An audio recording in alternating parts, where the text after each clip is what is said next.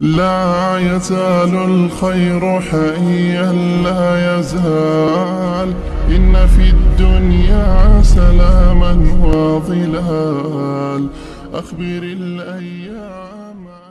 نبی پاک صلی اللہ علیہ وآلہ وسلم فرما رہے مسلمانوں کی مثال ایک جسم واحد کی طرح ہے. المسلم کجسد واحد ان اشتکا راسہ اشتکا کلہ. اگر اس کے سر میں درد ہوتا ہے تو پورا جسم اس سے متاثر ہوتا ہے. ان اشتکا راسہ اشتکا کلہ. تو اگر مسلمان چاہے کشمیر میں ہو، چاہے فلسطین میں ہو، چاہے برما میں ہو، چاہے عراق میں ہو، چاہے چیچنیا اور بوسنیا میں ہو، چاہے شام میں ہو، کسی بھی ملک میں مسلمان کو تکلیف پہنچے تو پاکستان کا مسلمان وہ اس سے متاثر ہونا چاہیے، کیونکہ وہ مسلمان ہے. نبی پاک صلی اللہ علیہ وآلہ وسلم پوری امت کو کجسد واحد ایک جسم کے مانند قرار دے رہے، ایک جسم واحد کی طرح ہے.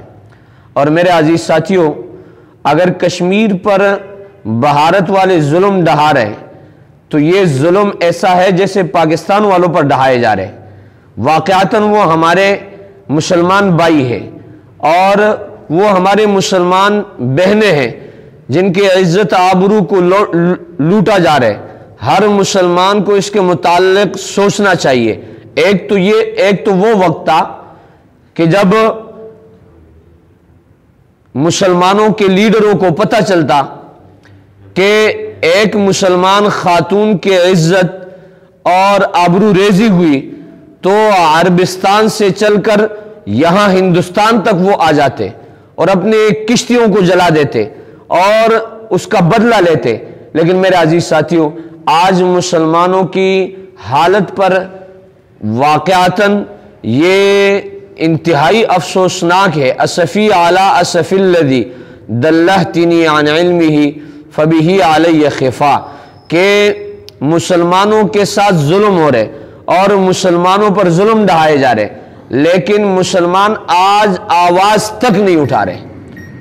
حالانکہ چاہیے یہ کہ وہ اس تکلیف کو، اس ظلم کو دور کرنے کی کوشش کرتے، لیکن میرے عزیز ساتھیوں وہ حالت یہ ہے کہ اس کے خلاف آواز تک نہیں اٹھ رہی ہے. اور میں خود اس کے متعلق آپ کے سامنے بات رکھ دیتا ہوں کہ میرے عزیز ساتھیوں، نبی پاک صلی اللہ علیہ وآلہ وسلم کے حدیث میں ہے، ایک دن نبی اکرم صلی اللہ علیہ وآلہ وسلم نے صحابہ کرام رضوان اللہ تعالی علیہم اجمعین سے بات کی کہ ایک وقت مسلمانوں پر آئے گا کہ اقوام عالم ان کے خلاف ایک دوسرے کو اس طریقے سے بلائیں گے جس طریقے سے دسترخوان پر کھانا تیار ہو جائے اور کھانے کے لیے جس طریقے سے بلایا جاتا ہے ایک دوسرے کو، اسی طریقے سے مسلمانوں کے خلاف اقوام عالم اور دوسری قومیں ایک دوسرے کو اکٹھا کریں گے کہ جناب آئیے.